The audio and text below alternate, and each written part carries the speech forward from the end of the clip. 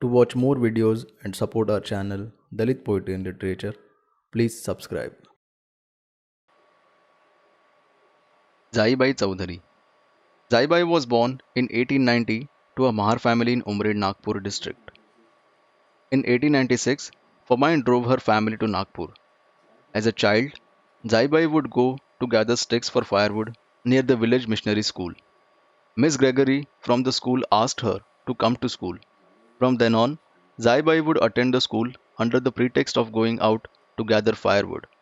After 5 days, Zai's mother realized that the girl was not bringing home fuel wood and she began to beat her. Once she put chili powder in her bath water as a punishment. Her father too used to beat her, but this only increased her determination to go to school. Miss Gregory not only helped Zai by giving her books and clothes, but also met her parents and persuaded them to let her study. In this way, Zai passed the fourth standard. Her father now decided that his daughter had had enough schooling and married her off to a man named Chaudhary when she was 11 years old. At her in law's home, she was ill treated. She had to work very hard and was given stale food to eat. This almost killed her enthusiasm for education. The same missionary lady tried to help her again by giving her husband a job as a Tonga driver and attempting to convert him to Christianity. But he was not convinced and he would not let Zai to go to school. The couple was faced with starvation because of their poverty.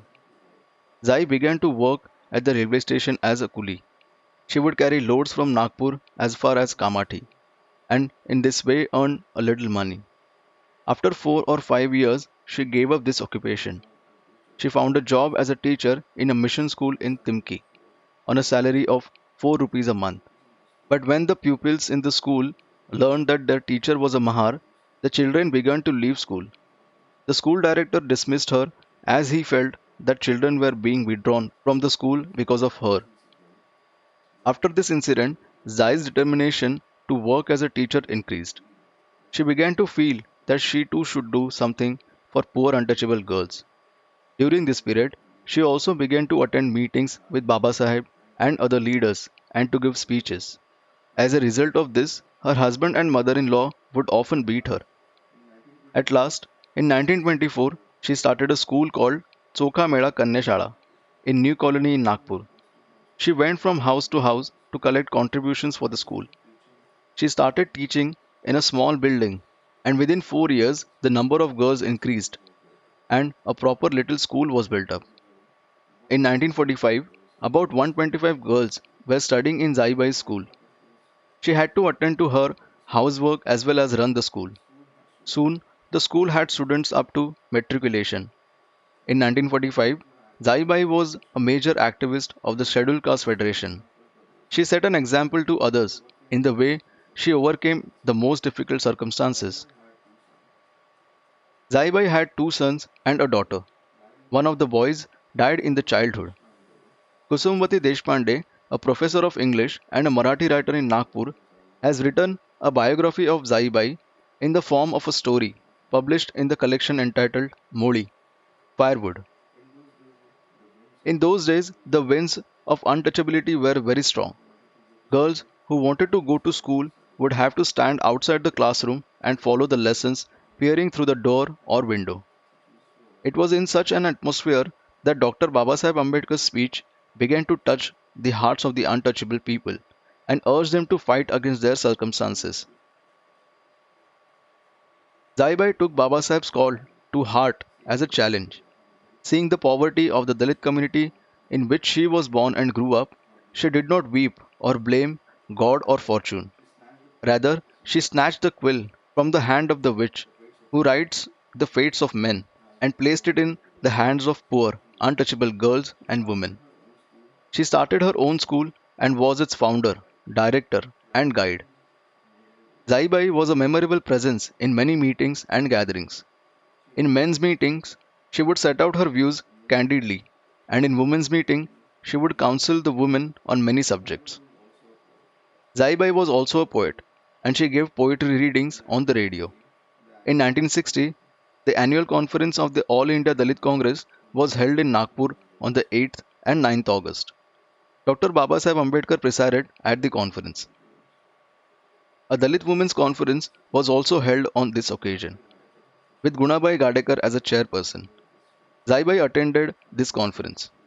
On 18th, 19th, and 20th July 1942, the third annual conference of the All India Dalit Congress was held in Nagpur, and the first annual conference of the All India Dalit Mahila Congress was also held there on the 20th of July. Sulochan Bai Dongre and Jaibai Chaudhary were members of the Congress, and they spoke on the resolutions of conference. An Untouchable Women's Conference was held in Nagpur on the 1st January 1938. On that occasion, Anjanabai Deshbhartar, who had attended the All India Women's Congress during the Christmas holidays, recounted her experience, saying, "Caste Hindu women's behavior with their untouchable sisters is unfriendly and abrupt and demonstrates their despicable mental attitudes. During meals, they asked Jaibai and other women from the untouchable community to sit some distance away and thus insulted our community by regarding them as polluting. A resolution condemning this behavior in the strongest term was passed at this meeting.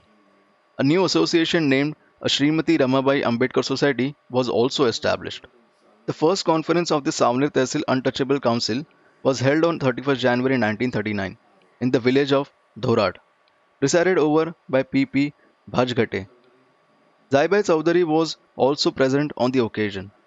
This conference had been organized for the purpose of exchanging views on issues concerning untouchables, workers, and farmers in the context of Independent Labour Party newly established by Dr. Ambedkar. In 1939, the secretary of the ILP, Revaram Kewade, launched a vigorous subscription drive to expand membership. It was necessary to bring together people of the toiling class under the leadership of the new party. When members from Nagpur were divided into groups and entrusted with the task of collecting subscriptions, Jaibai Chaudhary and Lakshmibai Nadgavli were among them. The Sant Chokhamela school started by Jaibai Chaudhary has now become a college. It has been renamed Jaibai Chaudhary College and is presently being run by her grandson and his wife. Jaibai passed away after a short illness in 1964.